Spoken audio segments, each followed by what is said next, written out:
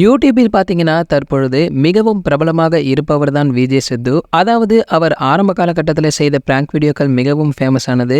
மேலும் அந்த வீடியோக்களில் பார்த்தீங்கன்னா முக்கிய பங்காற்றியவர் தான் பிஜிலி ரமேஷ். மேலும் அந்த வீடியோ மூலம் பிரபலமான அவருக்கு சினிமாவில் பார்த்தீங்கன்னா படிப்படியாக நடிக்க சான்ஸ் கிடைத்து அதை ஏற்று ஹிப்பாபாதி அவர்களுடைய நட்பே துணை திரைப்படத்தின் மூலம் நடிகராக அறிமுகமான பிஜிலி ரமேஷ் அவர்கள் அதற்கு அடுத்தபடியாக பார்த்தீங்கன்னா ஜோதிகா அவர்களுடைய பொன்மகள் வந்தால், அமலாபால் அவர்களுடைய ஆடை திரைப்படம் போன்ற படங்களிலுமே நடித்து அதன் பின்பு திரையில் ட்ரெண்டிங்காக இருக்கும் குக் வித் கோமாளி நிகழ்ச்சியின் முதலாவது சீசனில் கோமாளியாக களமிறங்கியிருக்காரு. இவரை வைத்து பாலா மற்றும் புகழ் இருவருமே செய்த காமெடி அட்ராசிட்டிக்கு நல்ல வரவேற்புமே கிடைத்து வந்திருக்கு. முதல் சீசனோடு ஆள் அட்ரஸை தெரியாமல் காணா போனவர் தான் பிஜிலி ரமேஷ் அவர்கள். அதன் பின்பு சினிமாவிலும் அவருக்கு பட வாய்ப்புகள் கிடைக்காமல், அதற்கான காரணம் என்னன்னு பாத்தீங்கன்னா அவருடைய குடிப்பழக்கம் தான் என்னமோ கூறப்படுகின்றது. போதைக்கு அடிமையானதால அவருக்கு பட வாய்ப்புகள் குறைந்ததோடு மட்டும் இல்லாம உடல்நலனும் பாதிக்கப்பட்டிருக்காரு. அண்மையில கூட சிகிச்சைக்கு கூட பணம் இல்லாமல் தவித்து வருவதாக யூடியூபில் கண்ணீர் மல்க பேட்டி அளித்திருக்காரு பிஜிலி ரமேஷ் அவர்கள். இதற்கிடையில இன்று அதிகாலை உடல்நலக் குறைவால் அவர் உயிரிழந்திருக்காரு. மேலும் அவருடைய மரணம் திரையுலக மத்தியில் பாத்தீங்கன்னா மிகப்பெரிய சோகத்தையுமே ஏற்படுத்தி வந்திருக்கு.